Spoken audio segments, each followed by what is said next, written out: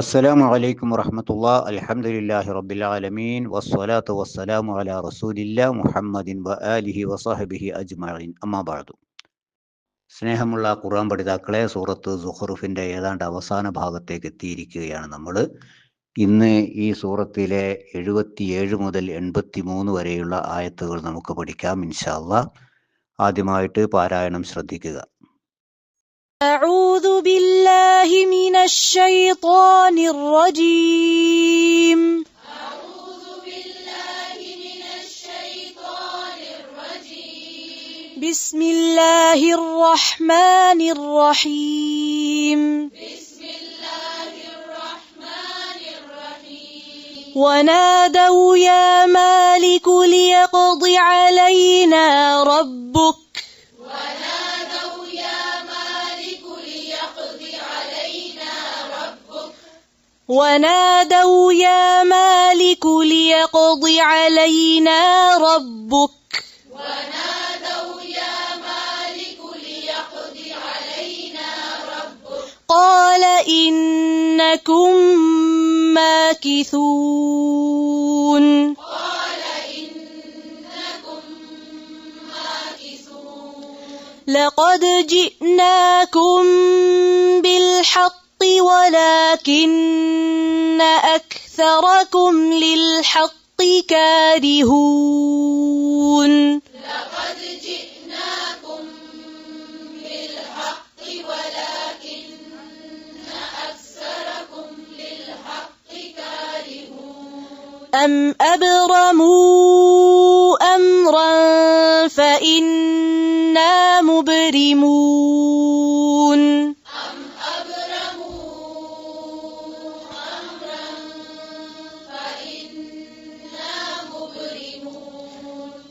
أم يحسبون أنا لا نسمع سرهم ونجواهم. أم يحسبون أنا لا نسمع سرهم ونجواهم. بلى ورسلنا لديهم يكتبون. بلى ورسلنا لديهم يكتبون. قل إن كان للرحمن ولد فأنا أول العابدين. قل إن كان للرحمن ولد فأنا أول العابدين. فأنا أول العابدين.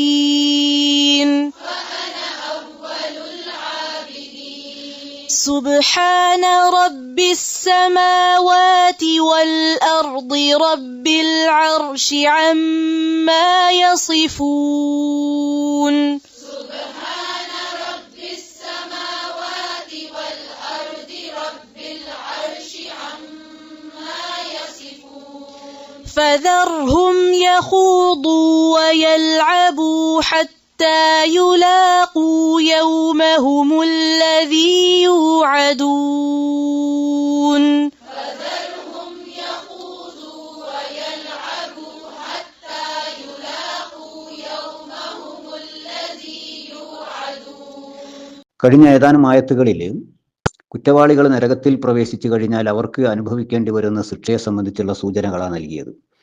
അവരാ ശിക്ഷയിൽ അങ്ങനെ വെന്തെരിയുമ്പോൾ എന്നാൽ അവർക്ക് അതൊട്ട് ആശ്വാസം നൽകുകയുമില്ല, അല്ലെങ്കിൽ അവർക്ക് ലഘൂകരണം കൊടുക്കുകയുമില്ല.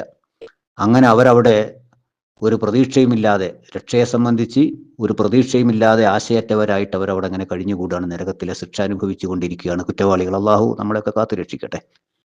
ആ നരകത്തിൽ എത്തിപ്പെട്ടിട്ടുള്ള കുറ്റവാളികൾ അസഹ്യമാകുമ്പോൾ ഒരിക്കൽ ഇങ്ങനെ വിളിച്ച് പറഞ്ഞു പോവുക. ഇങ്ങനെ പറഞ്ഞതുകൊണ്ട് വലിയ കാര്യമൊന്നുമില്ല എന്ന് അവർക്കറിയാം, എന്നാലും അവർ പറഞ്ഞു പോവുകയാണ്. അതാണ് 77-ാമത്തെ ആയത്തിൽ അള്ളാഹു ഓർമ്മപ്പെടുത്തുന്നത്. വനാദൗ യാ മാലികു ലിയഖ്ളി അലൈനാ റബ്ബുക് ഖാല ഇന്നകും മാകിസൂൻ. വനാദൗ, അവർ വിളിച്ചു, അതായത് വിളിക്കും. യാ മാലിക്കു, മാലിക്കേ, ലിയഖ്ളി, ഞങ്ങളുടെ മരണത്തിന് അള്ളാഹു ഒരു തീരുമാനമെടുക്കട്ടെ എന്ന് പറഞ്ഞാൽ ഞങ്ങളെ മരിപ്പിക്കട്ടെ എന്ന് തന്നെയാണ് ഉദ്ദേശിക്കുന്നത്. ലിയഖ്ളി അലൈന, ഞങ്ങളെ മരിപ്പിക്കട്ടെ, അല്ലെങ്കിൽ ഞങ്ങൾ മരിച്ചു പോകാനുള്ള ഒരു തീരുമാനം എടുക്കട്ടെ. റബ്ബുക നിന്റെ നാഥൻ, മാലിക്കിനോട് പറയാ. അപ്പൊ മാലിക്കേ നിന്റെ നാഥൻ എന്തു ചെയ്യാന്, ഞങ്ങളെ ഒന്ന് മരിപ്പിക്കട്ടെ എന്നർത്ഥം. കാല ആ സമയത്ത് മാലിക് പറയുന്നു, ഇന്നക്കും തീർച്ചയായും നിങ്ങൾ മാക്കിസോൻ ഇവിടെ താമസിക്കുന്നവർ തന്നെയാവുന്നു, ഈ ശിക്ഷയിൽ കഴിഞ്ഞുകൂടേണ്ടവർ തന്നെയാവുന്നു നിങ്ങൾ എന്ന് മാലിക് അവർക്ക് മറുപടിയും കൊടുക്കുന്നു. ഇവിടെ പറയുന്നത് നരകശിക്ഷ അസഹ്യമാകുമ്പോൾ, അസഹ്യം എന്ന് പറഞ്ഞാൽ തുടക്കത്തിലെ അസഹ്യം തന്നെയാണ്, അതിൽ കിടന്ന് വെന്തെരിയുന്ന സമയത്ത് അവര് ആ നരകത്തിന്റെ കാവൽക്കാരായ മലക്കുകളിലെ പ്രധാനി, അതാണ് മാലിക്, ആ നരകത്തിന്റെ മലക്കുകളിലെ, നരകത്തിന്റെ എന്ന് പറഞ്ഞാൽ നരകത്തെ ഏൽപ്പിച്ചിട്ടുള്ള, അതിന്റെ കാവൽക്കാരായി അതിന്റെ സൂക്ഷിപ്പുകാരായി ഒക്കെ ഏൽപ്പിച്ചിട്ടുള്ള മലക്കുകളുടെ നേതാവ് അല്ലെങ്കിൽ തലവൻ അല്ലെ മുമ്പനായിട്ടുള്ള മാലിക്, ആ മാലിക് എന്ന മലക്കിനോട് അള്ളാഹുവിന്റെ അല്ല ഇവര് പറയാ, നരകവാസികൾ പറയാ, മാലിക്കേ ഞങ്ങളെ ഒന്ന് മരിപ്പിക്കാൻ ഒരു തീരുമാനമെടുക്കാൻ അള്ളാഹുവിനോടൊന്ന് പറയേ, ഞങ്ങളൊന്ന് മരിച്ചു കിട്ടട്ടെ, എന്നാൽ പിന്നെ ഞങ്ങൾക്ക് ഈ ശിക്ഷയിൽ നിന്ന് ഒഴിവാകാമല്ലോ, അതുകൊണ്ട് ഒന്ന് പറയൂ, നിന്റെ നാഥനോടൊന്ന് പറയൂ ഞങ്ങളെ ഒന്ന് മരിപ്പിക്കാൻ. അപ്പോൾ ആ സമയത്ത് മാലിക് പറയുന്ന മറുപടിയാണെങ്കിലോ, നിങ്ങൾ ഇവിടെ കാലാകാലം കഴിഞ്ഞുകൂടേണ്ടവർ തന്നെയാണ്. കാരണം നിങ്ങൾ നിങ്ങളോട് തന്നെ അതിക്രമം പ്രവർത്തിച്ചവരാ, വേണ്ടാത്തരം ചെയ്തിട്ടാണ് ഇവിടെ വന്നത്, വെറുതെ എത്തിയതല്ല, അള്ളാഹു നിങ്ങളെ വെറുതെ പിടിച്ച് ശിക്ഷിക്കുകയല്ല, നിങ്ങൾ ഇതിനൊക്കെ അർഹരാകുന്നു. നിങ്ങൾ ജീവിതകാലത്ത് തോന്നിവാസികളായിട്ട് ജീവിച്ചു, അള്ളാഹുവിന്റെ വഹദാനിയത്തിനെ അംഗീകരിക്കാതെ ജീവിച്ചു, അതിന്റെ ശിക്ഷയായിട്ടാണ് നിങ്ങൾക്ക് ഇപ്പോൾ ഇത് ഏറ്റുവാങ്ങേണ്ടി വന്നിട്ടുള്ളത്. അതുകൊണ്ട് നിങ്ങൾ ഇവിടെ തന്നെ കഴിഞ്ഞുകൂടേണ്ടവരാണ്. അത് എപ്പോഴാണ് ഈ മാലിക്കിന്റെ മറുപടി? ചോദിച്ച ഉടനെ തന്നെ മറുപടി ഉണ്ടോ, അതോ ഒരുപാട് കാലം കഴിഞ്ഞിട്ടാണോ? വ്യത്യസ്തമായ അഭിപ്രായങ്ങൾ മുഫസ്സിറുകൾക്കിടയിലുണ്ട്. അത് ഒരുപാട് കാലം കഴിഞ്ഞിട്ടാണ് ഈ മാലിക് തന്നെയും ഇവരുടെ ചോദ്യത്തിന് മറുപടി പോലും കൊടുക്കുന്നത്. അത്രയും ഗൗനിക്കുന്നില്ല. ഇവർ എന്തൊക്കെ പറഞ്ഞാലും ആ നരകത്തെ ഏൽപ്പിക്കപ്പെട്ട മലക്കുകൾക്ക് യാതൊരു കുസലും ഉണ്ടാവില്ല. എന്തൊക്കെ അലറി വിളിച്ച് എന്തൊക്കെ പറഞ്ഞാലും അവരുടെ മനസ്സലിയില്ല. അങ്ങനെയാണല്ലോ, ഒരു മനുഷ്യൻ ഇങ്ങനെ വെന്തെരിയുന്നത് കാണുമ്പോൾ ഏതൊരു മനുഷ്യന്റെയും കരളരിയും, മനസ്സൊന്നലിയും അല്ലേ, ഒന്ന് രക്ഷപ്പെടുത്താൻ നോക്കും. എന്നാൽ മലക്കുകൾക്ക് അങ്ങനെയൊന്നുമില്ല, അവർ ക്രൂരഹൃദയന്മാരാ. അങ്ങനെ അള്ളാഹു പറഞ്ഞിട്ടുണ്ട്, റിലാദുൻ ശിദാദുൻ എന്നൊക്കെയാണ്. ആ നരകത്തിന്റെ സൂക്ഷിപ്പുകാരായ മലക്കുകളൊക്കെ ക്രൂരന്മാരാണ്, കഠിന ഹൃദയന്മാരാണ് അവർ. ആരെന്തൊക്കെ പറഞ്ഞാലും ഒരു ലേശം കാരുണ്യം അവരുടെ മനസ്സിലേക്ക് വരില്ല. കാരണം അള്ളാഹു അങ്ങനെയാണ് അവരോട് കൽപ്പിച്ചിട്ടുള്ളത്. അള്ളാഹു കൽപ്പിച്ചത് അംഗീകരിക്കുക, അത് പ്രാവർത്തികമാക്കുക എന്നല്ലാതെ മലക്കുകൾക്ക് സ്വന്തമായിട്ട് എന്തെങ്കിലും ഇച്ഛയോ സ്വന്തമായിട്ട് എന്തെങ്കിലും തീരുമാനം എടുക്കാനുള്ള കഴിവില്ല, അധികാരമില്ല. അപ്പൊ മലക്ക് ഇത് എത്രയോ കാലം കഴിഞ്ഞിട്ടാണ് പറയുന്നത്. അല്ല, വിളി കേട്ട ഉടനെ എപ്പോഴും ആകട്ടെ, എന്തായിരുന്നാലും ശരി, മലക്ക് അവർക്ക് കൊടുക്കുന്ന അല്ലെങ്കിൽ മാലിക് അവർക്ക് കൊടുക്കുന്ന മറുപടി, നിങ്ങൾ ഇവിടെ കാലാകാലം കഴിഞ്ഞുകൂടേണ്ടവർ തന്നെയാവുന്നു, എല്ലാവരും ജീവിതം ശുദ്ധമാക്കണം എന്നുകൂടെ ഓർമ്മപ്പെടുത്തുകയാണ്. ഇതേപോലെയുള്ള നരക ശിക്ഷ മനുഷ്യന് ഒരിക്കലും താങ്ങാൻ കഴിയാത്ത ശിക്ഷയാണ്. നമ്മൾ പ്രതീക്ഷിക്കുന്നതിന്റെ, നമ്മൾ വിചാരിക്കുന്നതിന്റെ അപ്പുറത്താണ്. നമ്മൾ വിചാരിക്കുമ്പോൾ കുറച്ച് നരകത്ത് കിടന്നാൽ ഇപ്പം എന്താ, പിന്നെ അവിടെ നിന്നിട്ട് കഴിച്ചിലായ പോരെ എന്നൊക്കെ വിചാരിക്കും. നമ്മളെ വിചാരിക്കുന്ന പോലെയൊന്നും അല്ല. ഞങ്ങൾ വലിയാപ്പയും വല്യാപ്പയും ഞങ്ങളെ മുമ്പ് തലമുറയൊക്കെ നരകത്തിലാണെങ്കിൽ ഞങ്ങളും നരകത്ത് പോയിക്കോട്ടെ. മക്കാ മുശ്രിക്കുകൾ അങ്ങനെ പറഞ്ഞല്ലോ. അങ്ങനെ ഓരൊക്കെ നരകത്തിലാണെങ്കിൽ ഞങ്ങളും നരകത്ത് പോയിക്കോട്ടെ എന്ന് മക്കാ മുശ്രിക്കുകളും പറഞ്ഞല്ലോ. ഇന്നത്തെ മുസ്ലിങ്ങളുടെ വായിൽ നിന്നും അത് വരാറുണ്ട്. മുൻഗാമികൾ ഓരൊക്കെ നരകത്തിലാണെങ്കിൽ ഞങ്ങളും നരകത്തിലായിക്കോട്ടെ. നമുക്കതിന്റെ ഗൗരവം അറിയാത്തത് കൊണ്ടാണ്, നരകത്തിന്റെ ശിക്ഷയുടെ ഗൗരവം ഉൾക്കൊള്ളാൻ കഴിയാത്തത് കൊണ്ടാണ്, നമുക്ക് ചിന്തിക്കാൻ കഴിയാത്ത ശിക്ഷയാണ്. ഒരു സെക്കൻഡ് പോലും നരകത്തിൽ കിടക്കാൻ സാധ്യമല്ല, അത്ര കഠിനമാണ് അതിന്റെ ശിക്ഷ. അവിടെയാണ് ശാശ്വതമായിട്ട് കുറ്റവാളികൾ കഴിച്ചു കൂട്ടേണ്ടി വരിക. അള്ളാഹു കാത്തുരക്ഷിക്കട്ടെ നമ്മളെയൊക്കെ. തുടർന്ന് അള്ളാഹു പറയുന്നു, ലഖദ് ജിഇനാകും ബിൽ ഹഖ് വലകിന്ന അക്സറകും ലിൽ ഹഖ് കാരിഹൂൻ. ഒരു വിശദീകരണം ആവശ്യമില്ല, വളരെ വ്യക്തമാണ് അള്ളാഹുവിന്റെ മറുപടി. ലഖദ് തീർച്ചയായും, ജിഇന നാം വന്നു, കും നിങ്ങളുടെ അടുക്കൽ നാം വന്നു, ബിൽ ഹഖ് യാഥാർത്ഥ്യവുമായി നിങ്ങളുടെ അടുക്കൽ വന്നു, അല്ലെങ്കിൽ യാഥാർത്ഥ്യം നിങ്ങളുടെ അടുക്കൽ കൊണ്ടുവന്നു തന്നിരിക്കുന്നു. വലാക്കിന്ന എന്നാൽ അക്സറക്കും നിങ്ങളിൽ അധികം ആൾക്കാരും, അക്സർ അധികം, കും നിങ്ങൾ, അപ്പൊ നിങ്ങളിൽ അധിക പേരും, ലിൽ ഹഖ് സത്യത്തെ, യാഥാർത്ഥ്യത്തെ, കാരിഹൂൻ വെറുക്കുന്നവരാണ്. ഇതായിരുന്നല്ലോ നിങ്ങൾ മുൻകാലത്ത് ചെയ്തത്. നിങ്ങളുടെ ദുനിയാവിൽ ചെയ്തത്. നിങ്ങൾക്ക് സത്യം എന്താണ് എന്ന്, അള്ളാഹുവിന്റെ കൽപ്പന എന്താണെന്ന്, അള്ളാഹുവിന്റെ മതം എന്താണ്, അള്ളാഹുവിന്റെ ശരീഅത്ത് എന്താണ്, ഏതാണ് അള്ളാഹു നിശ്ചയിച്ച നടപടിക്രമം, നല്ലതേതാണ് മോശപ്പെട്ടതേതാണ് തുടങ്ങിയിട്ടുള്ള എല്ലാ കാര്യങ്ങളും വിശദമാക്കി വ്യക്തമാക്കി തരാൻ നിങ്ങളുടെ അടുക്കല് നാം പ്രവാചകന്മാരെ അയച്ചില്ലേ. എന്നിട്ട് സത്യം നിങ്ങൾക്ക് എത്തിയില്ലേ, സത്യം നിങ്ങൾക്ക് നിങ്ങളുടെ മുമ്പിൽ കൊണ്ടുവന്ന് തന്നില്ലേ. എന്നിട്ടും നിങ്ങളിൽ അധിക പേരും അത് വെറുക്കുന്നവരായിരുന്നില്ലേ, അവിശ്വസിച്ചവരായിരുന്നില്ലേ? ഇനിയിപ്പോ ഇവിടെ വന്നിട്ട് ഈ നരകത്തിൽ കടന്ന് ശിക്ഷ അനുഭവിക്കുമ്പോൾ വിളിച്ചു കൂവിയത് കൊണ്ടൊന്നും കാര്യമില്ല, ഇതൊക്കെ നിങ്ങൾ നേരത്തെ ചിന്തിക്കേണ്ടതായിരുന്നു എന്നാണ് മറുപടി ചുരുക്കി പറഞ്ഞിട്ടുണ്ടെങ്കിൽ. തുടർന്ന് 79-ാമത്തെ ആയത്തിൽ അള്ളാഹുവിന്റെ ചോദ്യമാണ്, അം അബ്റമു അംറൻ ഫഇന്നാ മുബ്രിമൂൻ. അതുമല്ല, അല്ലെങ്കിൽ അബ്റമു, ഇനി അതുമല്ല, അവർ അബ്റമു തീരുമാനിച്ചു വെച്ചിരിക്കുകയാണോ, തീരുമാനിച്ചുറപ്പിച്ചിരിക്കുകയാണോ, അംറൻ ഒരു കാര്യം, എന്തോ ചില കാര്യം അവർ തീരുമാനിച്ചുറപ്പിച്ചോ, ഫഇന്നാ തീർച്ചയായിട്ടും നാം, മുബിരിമൂൻ നമ്മളും ചില കാര്യങ്ങൾ തീരുമാനിച്ചുറപ്പിക്കുന്നവനാകുന്നു. അല്ലാഹു പറയാ, ഇവരെത്ര കണ്ട് എത്രമാത്രം സത്യം അവർക്ക് ബോധ്യപ്പെടുത്തി കൊടുത്താലും, അവരുടെ തർക്കുത്തരങ്ങൾക്കൊക്കെ ന്യായമായ മറുപടി കൊടുത്താലും, അവർക്ക് ബോധ്യമാകുന്ന വിധത്തിൽ ദൃഷ്ടാന്തങ്ങൾ അവരുടെ മുമ്പിൽ വിവരിച്ചു കൊടുത്താലും, എന്ത് തന്നെ ചെയ്താലും ഇവർ വിശ്വാസത്തിലേക്ക് വരാൻ തയ്യാറല്ല, പ്രവാചകനെ അംഗീകരിക്കാൻ തയ്യാറല്ല. അപ്പൊ അള്ളാഹിന്റെ ഒരു ചോദ്യ, അതല്ല, അബ്റമു അംറൻ, അവര് എന്തെങ്കിലും ചില കാര്യങ്ങൾ തീരുമാനിച്ച് ഉറപ്പിച്ച് നിൽക്കുകയാണോ, ഇത് അംഗീകരിക്കാൻ കഴിയാതെ, മർക്കട മുഷ്ടി പിടിച്ച് നിൽക്കാന്നൊക്കെ പറയില്ലേ, അങ്ങനെ ദുശാഠ്യം പിടിച്ചുകൊണ്ട് എന്ത് കേട്ടാലും അംഗീകരിക്കില്ല എന്നൊക്കെ വരാന്, അവരത്തരത്തിലുള്ള ഒരു നിലപാട് സ്വീകരിക്കാൻ ഇവരെന്തോ വേറെ ചില കാര്യങ്ങൾ തീരുമാനിച്ച് ഉറപ്പിച്ചിട്ടുണ്ടോ? അള്ളാഹുവിന്റെ ചോദ്യ. അള്ളാഹിന്റെ മറുപടി, അതിനുള്ള മറുപടി അള്ളാഹ് തന്നെയാണ് പറയുന്നത്. എങ്കിൽ ഫഇന്നാ മുബ്രിമൂൻ, നമ്മളും ചില കാര്യങ്ങളൊക്കെ തീരുമാനിച്ചുറപ്പിച്ചു വെച്ചിട്ടുണ്ട്, ആ തീരുമാനത്തിലേക്ക് അവരെത്തുകയുള്ളൂ, അല്ലാതെ അവർ തീരുമാനിച്ചിടത്തൊന്നും കാര്യമെത്തില്ല എന്നുള്ള ഓർമ്മപ്പെടുത്തുക. അതായത് ഞാൻ തീരുമാനിച്ചിട്ടുണ്ട്, അള്ളാഹുവിന്റെ തീരുമാനം, അള്ളാഹു തീരുമാനിച്ചിട്ടുണ്ട്, ഇത്തരത്തിലുള്ള ദുർമാർഗികളൊക്കെ നരകത്തിൽ തന്നെയാണ് എന്നുള്ളത് തീരുമാനിച്ചു വെച്ചിട്ടുണ്ട്. നമ്മുടെ അടുത്തുണ്ട് തീരുമാനം, നിങ്ങൾ ചില തീരുമാനം എടുക്കുന്നുണ്ട് അല്ലേ, കാണാം നമുക്ക് ആരുടെ തീരുമാനമാണ് അന്തിമമായി വിജയം വരിക്കുക എന്ന് കാണാം എന്ന് തന്നെയാണ് അള്ളാഹുവിന്റെ ശൈലി. വീണ്ടും അള്ളാഹുവിന്റെ ചോദ്യം 80-ാമത്തെ ആയത്ത്, അം യഹ്സബൂന അന്നാ ലാ നസ്മഉ സിർറഹും വനജ്വാഹും ബലാ വറുസുലുനാ ലദൈഹിം യക്തുബൂൻ.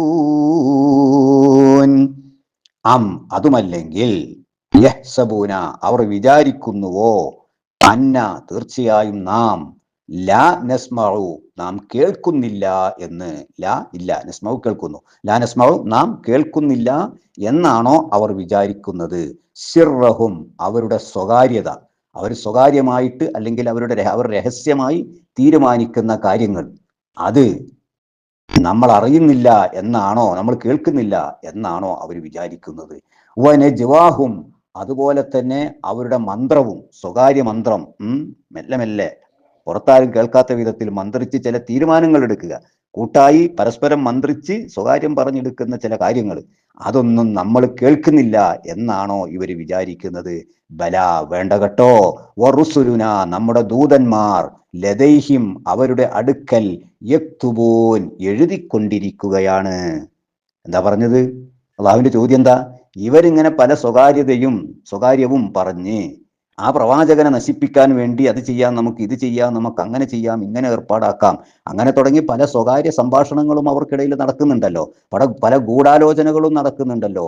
അതുപോലെ പല മന്ത്രം എന്ന് പറഞ്ഞാൽ മന്ത്രവാദം എന്നർത്ഥത്തിലല്ല, സ്വകാര്യം എന്നർത്ഥത്തിൽ മന്ത്രിച്ചുകൊണ്ട് അവർ ആരും കേൾക്കാത്ത വിധം പരസ്പരം മന്ത്രിച്ചുകൊണ്ട് പലതും അവർ തീരുമാനിക്കുന്നുണ്ടല്ലോ, പല യോഗങ്ങളും അവർ ചേരുന്നുണ്ടല്ലോ, സ്വകാര്യതയിൽ ഇരുട്ടിന്റെ മറവിലുമൊക്കെ ഇരുന്നു കൊണ്ട് അവർ പല തീരുമാനം എടുക്കുന്നുണ്ടല്ലോ സ്വകാര്യമായിട്ട്. ആ സ്വകാര്യമായ കാര്യങ്ങളും രഹസ്യ കാര്യങ്ങളൊന്നും നമ്മൾ കേൾക്കുന്നില്ല എന്നാണ് ഇപ്പൊ അവരുടെ വിചാരം. അള്ളാഹ് പറയുന്നത് എന്താ? എന്നാലേ നമ്മൾ കേൾക്കുക മാത്രമല്ല ചെയ്യുന്നത്, വറുസുലുനാ ലദൈഹിം യക്തുബൂൻ നമ്മുടെ ദൂതന്മാർ, നാം നിശ്ചയിച്ചു കൊടുത്തിട്ടുള്ള ദൂതന്മാർ അഥവാ മലക്കുകൾ, യക്തുബൂൻ അവരുടെ ചെയ്തികളൊക്കെ, അവരുടെ സംസാരങ്ങളൊക്കെയും രേഖപ്പെടുത്തി വെച്ചിട്ടുണ്ട്. അള്ളാഹുവിന്റെ മറുപടിയാ. നമ്മൾ ശ്രദ്ധിക്കണം, നമ്മുടെ കാര്യങ്ങളൊക്കെ ഏത് ജീവജാലത്തിന്റെയും ഏത് മനുഷ്യന്റെയും ചെറുതും വലുതും രഹസ്യവും പരസ്യവും എല്ലാം അള്ളാഹു രേഖപ്പെടുത്താൻ ഏർപ്പാട് ചെയ്തു വെച്ചിട്ടുണ്ട് കേട്ടോ. മറക്കണ്ട, നമ്മള് അള്ളാഹിനെ പൊളിക്കാൻ കഴിയുമെന്ന് വിചാരിക്കേണ്ട, അള്ളാഹുവിനെ തോൽപ്പിക്കാൻ കഴിയുമെന്ന് വിചാരിക്കേണ്ട. അള്ളാഹുവിന്റെ ദൃഷ്ടിയിൽ നിന്ന്, അള്ളാഹുവിന്റെ കേൾവിയിൽ നിന്ന് ഒരു മനുഷ്യനും ഒരു സെക്കൻഡ് പോലും ഒഴിഞ്ഞു നിൽക്കാൻ സാധ്യമല്ല. ഇന്നല്ലാഹ കാന അലൈക്കും റഖീബ എന്നല്ല പറഞ്ഞത്. അള്ളാഹു നിങ്ങളെ സുസൂക്ഷ്മം നിരീക്ഷിച്ചു കൊണ്ടിരിക്കുകയാണ്, എപ്പോഴും നിരീക്ഷണത്തിലാണ്. ഇതിലൊന്നും ഒരു അസാംഗത്യമില്ല. എഴുതേ മനുഷ്യന്റെ ശരീരത്തിലോ എഴുതാനുള്ള ഏർപ്പാടോ റെക്കോർഡ് ചെയ്യാനുള്ള ഏർപ്പാടോ എന്തായി പറയുന്നത് എന്നൊക്കെ ചോദിച്ചൊരു കാലഘട്ടം ഉണ്ടായിരുന്നു. ആ കാലം മാറി.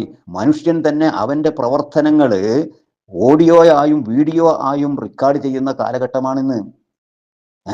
മനുഷ്യൻ തന്നെ ചെയ്യുക. എത്ര നേരിയ ചിപ്പിൽ നോക്കിയാൽ പോലും കാണാനില്ലാത്ത വളരെ വളരെ മൈന്യൂട്ട്, വളരെ ചെറിയ സ്ഥലത്ത് എത്രയോ കാര്യങ്ങൾ റെക്കോർഡ് ചെയ്യാൻ ഇന്ന് മനുഷ്യന് സാധിക്കുന്നുണ്ട്.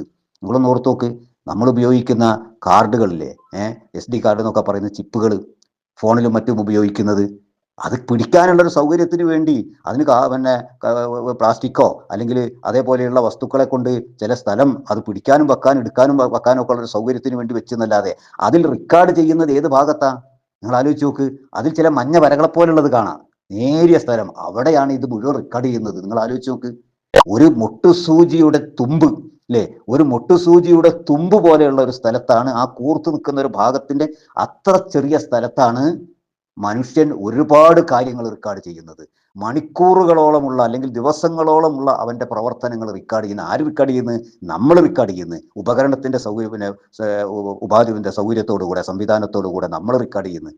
അങ്ങനെ മനുഷ്യൻ ഇന്ന് റെക്കോർഡ് ചെയ്യുന്നുവെങ്കിൽ ഈ മനുഷ്യനെ സൃഷ്ടിച്ച, ഈ പ്രപഞ്ചത്തെ സൃഷ്ടിച്ച, ഈ ഇലക്ട്രോണുകളെ ന്യൂട്രോണുകളെ സൃഷ്ടിച്ച പടച്ചറബ് വലിയ കാര്യം, വലിയ വിഷയ. ഇതെല്ലാം സൃഷ്ടിച്ച റബ്ബിന് മനുഷ്യ ശരീരത്തിൽ തന്നെ അവന്റെ പ്രവർത്തനങ്ങൾ രേഖപ്പെടുത്താനുള്ള ഒരു സംവിധാനം ഏർപ്പെടുത്തിയിട്ടുണ്ട് എന്ന് പറഞ്ഞാൽ അതിലെന്ത് അസാംഗത്യമുള്ളത്? അത് ഏത് ബുദ്ധിക്കാ ഉൾക്കൊള്ളാൻ കഴിയാത്തത്? നിങ്ങൾ ആലോചിച്ച് നോക്കി. ഇന്ന് മനുഷ്യൻ പറയുന്നത്, ഇന്ന് ശാസ്ത്രം പറയുന്നത്, ഒരു കുട്ടി ജനിച്ചത് മുതൽ അവൻ മരിക്കുന്നത് വരെയുള്ള അവന്റെ പ്രവർത്തനങ്ങൾ, അത് ഇരുട്ടിലാവട്ടെ വെളിച്ചത്താവട്ടെ രഹസ്യമാവട്ടെ പരസ്യമാവട്ടെ, അവൻ മെല്ലെ പറയട്ടെ ഉറക്കെ പറയട്ടെ, അവന്റെ പ്രവർത്തനങ്ങൾ, അവന്റെ ജീവിതം മുഴുവൻ ജനിച്ചത് മുതൽ മരിക്കുന്നത് വരെയുള്ള ആ ജീവിതം മുഴുവനും റെക്കോർഡ് ചെയ്യാൻ അവന്റെ ശരീരത്തിൽ ഒരു ചിപ്പ്, 1-2 ചിപ്പ് നിക്ഷേപിച്ചാൽ മതിയെന്നാ. മരിച്ചു കഴിഞ്ഞ ശേഷം ആ ചിപ്പ് എടുത്തിട്ട് അതിന്റെ റിസീവറില് അതിന്റെ സ്വീകരണിയില് അല്ലെങ്കിൽ അതിന്റെ ഉപകരണത്തിൽ വെച്ചാൽ ആ മനുഷ്യൻ ജനിച്ച അന്ന് മുതൽ 100ാമത്തെ വയസ്സിൽ മരിക്കുന്നത് വരെയുള്ള മുഴുവൻ കാര്യങ്ങളും ആ ചിപ്പിലൂടെ നമുക്ക് വീഡിയോ ആയിട്ട് ചിത്രസഹിതം നമുക്ക് തന്നെ എടുക്കാൻ കഴിയുമെന്നാണ് ശാസ്ത്രം എത്തി നിൽക്കുന്നത്. അവിടെ എങ്കിൽ അതേപോലെയുള്ള ചിപ്പിന് സമാനമായ എന്തോ ചില സംവിധാനങ്ങൾ പടച്ചറബ് മനുഷ്യന്റെ ശരീരത്തിൽ ഏർപ്പെടുത്തിയിട്ടുണ്ട്, സംവിധാനിച്ചിട്ടുണ്ട്. അവനെ സൃഷ്ടിച്ച അന്ന് തന്നെ സംവിധാനിച്ചിട്ടുണ്ട്. മാതാവിന്റെ ഗർഭാശയത്തിൽ വെച്ച് റൂഹൂദിയ അന്ന് തന്നെ, റൂഹൂദുന്നു എന്നൊക്കെ പറയുന്നുണ്ടല്ലോ, 4-ാം മാസം. ഒരു പക്ഷെ ഇതും കൂടെ ആയിക്കൂടെ? ഇതേപോലെയുള്ള സംവിധാനങ്ങളും കൂടെ ആ ശരീരത്തിലേക്ക് വെക്കുന്നതായിക്കൂടെ? അള്ളാഹു ആലം. അങ്ങനെ ചിന്തിച്ചൂടെ നമുക്ക്? അങ്ങനെ അള്ളാഹു നിക്ഷേപിച്ചിട്ടുണ്ട് എന്ന് പറയുന്നതിൽ, എന്ന് വിശ്വസിക്കുന്നതിൽ എന്താ അസാംഗത്യമുള്ളത്? എന്നിട്ടാണ് അതാണ് പുറത്തെടുക്കുക, അതാ പരലോകത്ത് പുറത്തെടുക്കുന്നത്, അതാണ് കിതാബായിട്ട് കയ്യിൽ തരുന്നത്. എന്നിട്ടാ പറയുന്നത് നിന്റെ രേഖ നീ തന്നെ വായിച്ചോ. കോപ്പി ചെയ്യാൻ സാധിക്കൂലേ നമുക്ക്? ചിപ്പിൽ നിന്ന് നമ്മൾ ബുക്കിലേക്ക് കോപ്പി ചെയ്യാൻ കഴിയില്ലേ? ചിപ്പിൽ നിന്ന് നമുക്ക് ഫിലിമിലേക്ക് കോപ്പി ചെയ്യാൻ കഴിയില്ലേ? നിങ്ങൾ ആലോചിച്ച് നോക്കി അല്ലേ? ഇതന്നെയാണ് പടച്ച റബ്ബ് നമ്മളെ കയ്യിലേക്ക് നമുക്ക് വായിക്കാൻ കഴിയുന്ന രൂപത്തിൽ ഇങ്ങോട്ട് തരുന്നത്. അന്ന് കണ്ണിന് ഭയങ്കര ശക്തിയായിരിക്കുന്ന ബസറുക്കല്യവുമ ഹദീദ് എന്നാ ഖുർആൻ പറഞ്ഞത്. നിനക്ക് കാണാൻ കഴിയാത്ത, വായിക്കാൻ കഴിയാത്ത പലതും വായിക്കാൻ മാത്രമുള്ള ശക്തി, അതിൻ്റെ ഒരു മൂർച്ച നിന്റെ കണ്ണിനിപ്പോൾ നാം നൽകിയിട്ടുണ്ട്. ആ മൂർച്ചയേറിയ കണ്ണിനെ കൊണ്ട് വായിക്കാനെന്ന് പറയുക. അപ്പോ ഇതൊക്കെ രേഖപ്പെടുത്തുന്നുണ്ട്. മനസ്സിലാക്കണം. മക്കാ മുശ്രിക്കുകളോട് മാത്രമല്ല, നമ്മളോടും കൂടിയുള്ള അള്ളാഹുവിന്റെ ചോദ്യമാണ്, അള്ളാഹുവിന്റെ പിന്നെന്താ പ്രഖ്യാപനാണിത്. എന്ത്? വലാ വറുസുലുനാ ലദൈഹിം യക്തുബൂൻ. അവരുടെ അടുക്കൽ നമ്മുടെ ദൂതന്മാരായ മാലാഖമാർ എല്ലാ കാര്യങ്ങളും രേഖപ്പെടുത്തി വെക്കുന്നുണ്ട്. തുടർന്ന് അള്ളാഹു 81-ാമത്തെ ആയത്ത്, ഖുൽ ഇൻ കാന ലിർറഹ്മാനി വലദുൻ ഫഅന അവ്വലുൽ ആബിദീൻ. റസൂലുള്ളാഹി സ്വല്ലല്ലാഹു അലൈഹി വസല്ലമയോട് പറയാൻ അള്ളാഹു കൽപ്പിക്കുകയാണ്. ഖുൽ, താങ്കൾ പറയുക, ഇൻ കാന ഉണ്ടായിരുന്നുവെങ്കിൽ, ലിർറഹ്മാനി, റഹ്മാനായ റബ്ബിന്, പരമകാരുണികൻ, റഹ്മാൻ എന്നാണ് പരമകാരുണികൻ, റഹ്മാനായ റബ്ബിന് ഉണ്ടായിരുന്നുവെങ്കിൽ, വലദുൻ, സന്താനമുണ്ടായിരുന്നുവെങ്കിൽ, മകനുണ്ടായിരുന്നുവെങ്കിൽ, ഫഅന, അങ്ങനെയാണെങ്കിൽ ഞാൻ, അവ്വലു, ആദ്യത്തവനാകുമായിരുന്നു, അൽ ആബിദീൻ, ആ മകനെ ആരാധിക്കുന്നവരിലെ ഒന്നാമൻ, ആദ്യത്തവൻ ഞാൻ തന്നെയാകുമായിരുന്നു എന്ന് അവരോട് പ്രഖ്യാപിച്ചേക്കുക എന്ന് റസൂലുള്ളാഹി സ്വല്ലല്ലാഹു അലൈഹി വസല്ലമയോട് അള്ളാഹു പറയാ. അവരുണ്ടല്ലോ, അങ്ങനെ ഉണ്ടല്ലോ, ഒരുപാട് മുശ്രിക്കുകൾ ആ തരത്തിലുണ്ടല്ലോ. അഹ്ലി കിതാബുകാരൊക്കെ അങ്ങനെയാണല്ലോ, അള്ളാഹുവിന് മക്കളുണ്ട് എന്ന് വിശ്വസിക്കുന്നവരാണല്ലോ. പിന്നെ മക്ക മുശ്രിക്കുകളും അങ്ങനെ തന്നെയാണ്. അള്ളാഹുവിന് മക്കളുണ്ട്, പെൺമക്കളുണ്ട്. ആ പെൺമക്കളാണെന്ത്? ആര്? മലക്കുകൾ എന്ന് വിശ്വസിക്കുന്നവരാണല്ലോ അവര്. ഉസൈർ അള്ളാഹുവിന്റെ പുത്രനാണെന്ന് വിശ്വസിക്കുന്നവരാണ് ജൂതന്മാര്. ഈസാ അലൈഹിസ്സലാം അള്ളാഹുവിന്റെ പുത്രനാണ് എന്ന് വിശ്വസിക്കുന്നവരാണ് ക്രിസ്ത്യാനികൾ, അല്ലെ? അപ്പൊ ഇവരോടൊക്കെയാണ് പറയുന്നത്, അള്ളാഹുവിന്റെ റസൂലിനോട് പ്രഖ്യാപിക്കാൻ പറയാ, അള്ളാഹുവിനെങ്ങാണ്ട് ഒരു സന്താനം ഉണ്ടായിരുന്നുവെങ്കിൽ, അള്ളാഹു ഒരു മകനെ സ്വീകരിച്ചിട്ടുണ്ടായിരുന്നുവെങ്കിൽ, അല്ലെങ്കിൽ ഒരു മകന് ഒരു മകൾക്ക് ജന്മം നൽകിയിട്ടുണ്ടായി അള്ളാഹു എന്നിരുന്നാൽ എന്തു ചെയ്യും? ഞാനാണ് നിങ്ങളെക്കാളും മുമ്പേ ആ മകനെ ആരാധിക്കുന്നവൻ. പക്ഷെ അങ്ങനെയൊന്നില്ലല്ലോ. അള്ളാഹുവിന് സന്താനമില്ല, അള്ളാഹു സന്താനത്തെ സ്വീകരിച്ചിട്ടില്ല. ആൺകുട്ടിയാകട്ടെ പെൺകുട്ടിയാകട്ടെ ഒരു സന്താനത്തെയും അള്ളാഹു സ്വീകരിച്ചിട്ടില്ല. അവൻ ഖുൽ ഹുവല്ലാഹു അഹദ അള്ളാഹു സമദ് ലം യലിദ് വലം യൂലദ്, അല്ലേ? അവൻ ജനിച്ചിട്ടില്ല, ജനിപ്പിച്ചിട്ടില്ല, അങ്ങനത്തവനാണ് അള്ളാഹു. ആ അള്ളാഹുവിന് അഥവാ നിങ്ങളൊക്കെ പറയുന്നത് പോലെ ഒരു മകൻ ഉണ്ടായിരുന്നുവെങ്കിൽ ഞാനാ നിങ്ങളെക്കാളും മുമ്പേ ആ മകനെ ആരാധിക്കുന്നവൻ. പക്ഷേ അങ്ങനെയൊന്നും അള്ളാഹു സ്വീകരിച്ചിട്ടില്ല. അതുകൊണ്ട് തന്നെ അതിനെ ഞാൻ ആരാധിക്കുകയുമില്ല, നിങ്ങളും ആരാധിക്കാൻ പാടില്ല എന്നാണ് അള്ളാഹു ഓർമ്മപ്പെടുത്തുന്നത്. 82-ാമത്തെ ആയത്ത്, സുബ്ഹാന റബ്ബിസ് സമാവാതി വൽ അർളി റബ്ബിൽ അർശി അമ്മാ യസിഫൂൻ. സുബ്ഹാന, പരിശുദ്ധനായിരിക്കുന്നു, പരമപരിശുദ്ധനായിരിക്കുന്നു. റബ്ബ്, രക്ഷിതാവ്. സമാവാത്ത്, ആകാശങ്ങൾ, ഇപ്പൊ ആകാശങ്ങളുടെ രക്ഷിതാവ്. വൽ അർളി, ഭൂമിയുടെയും, ഇപ്പൊ ഭൂമിയുടെയും ആകാശങ്ങളുടെയും രക്ഷിതാവ് പരിശുദ്ധനായിരിക്കുന്നു. റബ്ബ്, രക്ഷിതാവ് തന്നെ. അർശ്, അർശിന്റെ, സിംഹാസനത്തിന്റെ, അള്ളാഹുവിന്റെ അർശ്, സിംഹാസനം. എന്താ അതിന്റെ രൂപം, എന്താണ് അതിന്റെ സ്വഭാവം നമുക്ക് അറിഞ്ഞൂടാ, അള്ളാഹു അലം. ആ അർശിന്റെയും അതുപോലെ ഭൂമിയുടെയും ആകാശത്തിന്റെയും ഒക്കെ രക്ഷിതാവായ അള്ളാഹു പരിശുദ്ധനായിരിക്കുന്നു. എന്തിൽ നിന്ന് പരിശുദ്ധനാണെന്ന? അമ്മ, ഒന്നിൽ നിന്ന്, യസിഫൂൻ, അവർ വർണ്ണിച്ചുണ്ടാക്കുന്ന അല്ലെങ്കിൽ അവർ പറഞ്ഞുണ്ടാക്കുന്നതിൽ നിന്ന് അള്ളാഹു പരിശുദ്ധനായിരിക്കുന്നു. അപ്പൊ എന്താണ് ഇവർ പറയുന്നത്? അള്ളാഹുവിന് മക്കളുണ്ട് എന്ന കാര്യം. മക്ക മുശ്രിക്കുകൾ പറയും പെൺകുട്ടികളാണ്, അതാണ് മലക്കുകൾ. ജൂതന്മാര് പറയും ഉസൈർ അള്ളാഹുവിന്റെ മകനാണ്, അതാ അവനെ ആരാധിക്കേണ്ടതാണ്. ക്രിസ്ത്യാനികൾ പറയും ഈസ അലൈഹിസ്സലാം, ഈസ അള്ളാഹുവിന്റെ പുത്രനാണ്, അവനെ ആരാധിക്കേണ്ടതാണ് എന്ന് പറയും. അപ്പൊ ഇങ്ങനെ നിങ്ങൾ ഓരോരുത്തരും മൂന്നെടുത്ത് പറയാൻ കാരണം, മദീനയിൽ ഇവരൊക്കെയാണ് പ്രബലമായ ശക്തികൾ. മക്കയിൽ മക്കാ മുശ്രിക്കുകൾ. പിന്നെ മദീന ജീവിതത്തിലേക്ക് കടന്നു ചെന്നപ്പോൾ അവിടെ ഉണ്ടായിരുന്ന ബഹുദൈവ വിശ്വാസികളായ അറബികൾ, ഔസ് ഹസ്റജ്, പ്രബലമായ ശക്തികൾ. വേറെ പല വിഭാഗങ്ങളും കുടുംബക്കാരുണ്ട്. അവര് ആ ജനങ്ങൾ, അതുപോലെ തന്നെ അവിടെ മദീനയിൽ ഉണ്ടായിരുന്ന ഇവര് ജൂതന്മാര്, ക്രിസ്ത്യാനികൾ, ഇവരൊക്കെ ഒരു തരത്തിലല്ലെങ്കിൽ മറ്റൊരു തരത്തിൽ അള്ളാഹുവിന് പുത്രന്മാരെയോ പുത്രിമാരെയോ സ്ഥാപിക്കുകയും അല്ലെങ്കിൽ സങ്കല്പിക്കുകയും എന്നിട്ട് അവയെ ആരാധിക്കുകയും ചെയ്യുന്നവരായിരുന്നു. അപ്പൊ അതായി പറയുന്നത് എന്ത്? അള്ളാഹു പരിശുദ്ധനാവുന്നു, അവനിങ്ങനെയൊന്നും ആവശ്യമില്ല. എന്ത് ആവശ്യമില്ല? അവന് മക്കളെ സ്വീകരിക്കേണ്ട ആവശ്യമില്ല, അവന് പുത്രിമാരെ സ്വീകരിക്കേണ്ട ആവശ്യമില്ല. അവൻ ലം യലിദ് വലം യൂലദാണ്, അവൻ ജനിപ്പിച്ചിട്ടില്ലാത്തവനാണ്, ജനിച്ചിട്ടില്ലാത്തവനാണ്. അപ്പൊ അവന് മാതാവില്ല, പിതാവില്ല, കാരണം അവൻ ജനിച്ചവനല്ല. അവന് മക്കളില്ല, ആൺമക്കളാകട്ടെ പെൺമക്കളാകട്ടെ, അവന് മക്കളില്ല, കാരണം അവൻ ജന്മം നൽകിയിട്ടില്ലാത്തവനാണ്. അപ്പൊ ജനിക്കുകയോ ജന്മം നൽകുകയോ ചെയ്തിട്ടില്ലാത്തവനാണ് അള്ളാഹു. അതുകൊണ്ട് തന്നെ അവന് മക്കളില്ല. നിങ്ങൾ സങ്കല്പിച്ച്, നിങ്ങൾ സ്ഥാപിക്കുന്ന, എന്നിട്ട് നിങ്ങൾ ശിർക്ക് ചെയ്യുന്ന ഈ കാര്യത്തിൽ നിന്ന് നിങ്ങളുടെ നാഥനായ അള്ളാഹു അവൻ എത്രയോ പരിശുദ്ധനാവുന്നു. നിങ്ങൾ ഇങ്ങനെയൊക്കെ ആരോപിച്ചാലും അള്ളാഹുവിന്റെ പരിശുദ്ധിക്ക് ഒരു കോട്ടവും തട്ടൂല. നിങ്ങൾ എത്ര തന്നെ ദുരാരോപണം പറഞ്ഞാലും അള്ളാഹുവിന്റെ ഉന്നതമായ സ്ഥാനത്തിന്, അവന്റെ അധികാരത്തിന്, അവന്റെ പരിശുദ്ധതയ്ക്ക് യാതൊരു കോട്ടവും തട്ടൂല. അതൊന്നും ചെയ്യാൻ ഒരു സൃഷ്ടിക്കും സാധ്യവുമല്ല. അമ്മാ യസിഫൂൻ, അവർ പറഞ്ഞുണ്ടാക്കുന്നതിൽ നിന്ന് പരിശുദ്ധനാകുന്നു അള്ളാഹു. തുടർന്ന് അള്ളാഹു പറയാ 83-ാമത്തെ ആയത്തിൽ, ഫദർഹും യഖൂലൂ വയൽഅബൂ ഹത്താ യുലാഖൂ യൗമഹുമുല്ലദീ യുഅദൂൻ. റസൂലുള്ളാഹി സ്വല്ലല്ലാഹു അലൈഹി വസല്ലമയോട് പറയാ അള്ളാഹു, എത്ര കാണിച്ചു കൊടുത്താലും ഇവർ അംഗീകരിക്കൂലല്ലോ, എന്തൊക്കെ തെളിവ് കിട്ടിയാലും അംഗീകരിക്കൂലല്ലോ. എങ്കിൽ ഇനി ആകയാൽ നീ വിട്ടേക്കുക, ഹും അവരെ നീ വിട്ടേക്കുക. ഫദർഹും, ആകയാൽ നീ അവരെ വിട്ടേക്കുക. യഖൂലു, അവര് മുഴുകിക്കൊണ്ടിരിക്കുകയാണ്. അവർ മുഴുകിയ അവസ്ഥയിൽ അവരെ വിട്ടേക്കുന്ന. എന്തിൽ മുഴുകിയെന്ന്? നടപ്പിലെ വേണ്ട കാര്യങ്ങളിലെ, ശിർക്കില്, ബഹുദൈവ വിശ്വാസത്തില്, അതുപോലെ തെറ്റായ ആചാര അനുഷ്ഠാനങ്ങളില് എല്ലാം അങ്ങനെ മുഴുകിക്കിടക്കുകയാണ് അവര്. അവിടെ കിടക്കട്ടെ, അവരെ വിട്ടേക്ക് നീ, അവരുടെ മുഴുകിക്കിടക്കട്ടെ. വയൽ അബു, അവരെങ്ങനെ കളിച്ചാസ്വദിച്ചു കൊള്ളട്ടെ. ഈ തോന്നിവാസങ്ങൾ തോന്നിവാസങ്ങൾ കളിച്ചുകൊണ്ട് അവർ ജീവിക്കട്ടെ, അങ്ങനെ വിട്ടേക്കവരെ. എന്തൊരു പറഞ്ഞാലും കാര്യം ഉണ്ടാവില്ല. പേടിക്കണ്ട, ബേജാറാകണ്ട, നീ സങ്കടപ്പെടണ്ട. വിട്ടവരെ, ഒഴിവാക്കിക്കളവരെ എന്നാണ്. ഹത്താ യുലാഖു, അവർ കണ്ടുമുട്ടുന്നത് വരെ അവർ കളിച്ചാനന്ദിച്ച് ആസ്വദിച്ചു കൊള്ളട്ടെ. എന്ത് കണ്ടുമുട്ടുക? ഹത്താ വരെ, യുലാഖു കണ്ടുമുട്ടുന്നത് വരെ, യൗമഹും അവരുടെ ദിനം, യൗമു ദിനം, ഹും അവരുടെ, അതായത് അവർക്കുള്ള ശിക്ഷയുടെ ദിനം, ആ ദിനത്തെ അവർ കണ്ടുമുട്ടുന്നത് വരെ അവർ കളിക്കട്ടെ, തമാശാക്കട്ടെ, അവർ അങ്ങനെ വിനോദങ്ങളിലും ദുർനടപ്പുകളിലും മുഴുകട്ടെ, വിട്ടേക്കവരെ. അല്ലദീ, എങ്ങനെയുള്ള ദിവസമാണ്, യൂഅദൂൻ, അവരോട് വാഗ്ദാനം ചെയ്യപ്പെട്ട ദിനമാകുന്നു അത്. മുന്നറിയിപ്പ് കൊടുത്തണല്ലോ ഇങ്ങനെയൊക്കെ വരാനുണ്ട് എന്ന്. ആ ദിനം വരുന്നത് വരെ അവരങ്ങനെ കളിച്ച് ആനന്ദിച്ച് ആസ്വദിച്ച് അധർമ്മത്തിലായിട്ട് അവരങ്ങനെ ജീവിച്ചു കഴിയും. പോകട്ടെ, അവർ വിട്ടേക്കവരെ, മൈൻഡ് ചെയ്യേണ്ട, നേരാവൂലെങ്കിൽ പോണ വഴിക്ക് പോട്ടെ. നീ അങ്ങനെയൊന്നും നീ പ്രബോധനം ചെയ്താൽ മതി, പ്രയാസപ്പെടേണ്ട വിശ്വസിക്കാത്തതില്.